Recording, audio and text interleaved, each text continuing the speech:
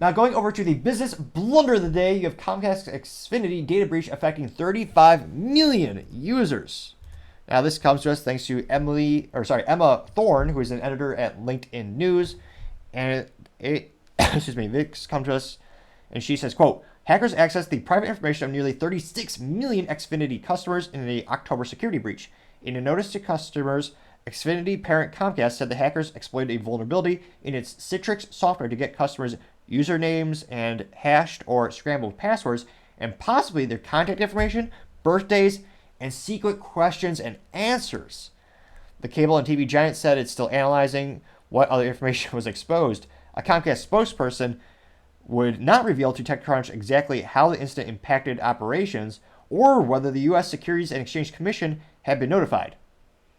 Well, I believe they've probably been notified.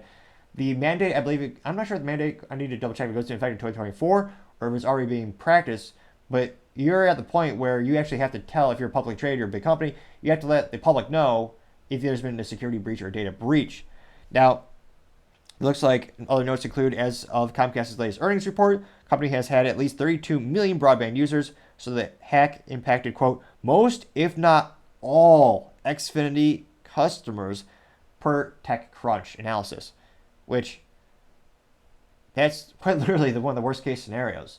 A lot of the times we talk about cybersecurity breaches and companies getting hacked, and you'll hear 12% of customers were affected, or maybe 20% of the end users were impacted. But is it about 100% of the customer bases were affected by the breach? That is certainly a business blunder. Now, they also noted that the Citrix vulnerability involved in the Xfinity breach has long been exploited in hacks of a number of major corporations, including Boeing. So it'll be interesting to see, again, depending on where you live, you may or may not have one or no choices for ISP or internet service provider. Is one of those things where I remember back when I lived in apartments, and even in this rental, there's only one or two major internet service providers you can choose from. So depending on where you live, you might not have a choice if you want to boycott this company or move away from their services. Now, thankfully, there are other options coming to us like Starlink, where you don't have to have a traditional fiber routed into your home. Or if you're a little bit slower, you can get the copper as opposed to the fiber optic. But it'll be interesting to see if it can really realistically be boycotted, very similar to airline companies where they have exclusivity rights for certain air travel routes, which is why Delta Airlines, even though they had a big catastrophe years ago, there wasn't much muscle behind that attempted boycott. But nevertheless, it still does tarnish your company's brand image. And once people do get the option, as options do over time come, well, with the exception of some government instances, but as customers get more options, many of them will probably remember this instance, and they very well may choose to move away.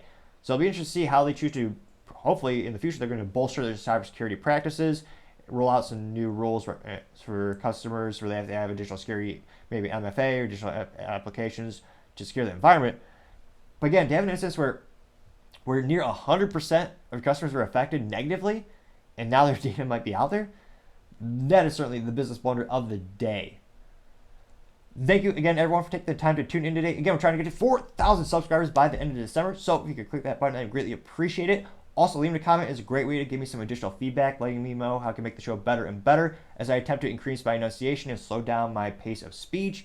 And I know those are issues thanks to feedback left to me in the comments. So the more feedback, the better, and I appreciate it. Also, giving a thumbs up is a great way to help the video be shared more on them YouTube analytics with all the fun algorithms trying to see how the video gets shared, so I appreciate that. Also, don't forget to take time to tell your family, tell your friends, tell your coworkers, heck, tell your enemies, tell anyone and everyone. Just stay safe and fight the good fight.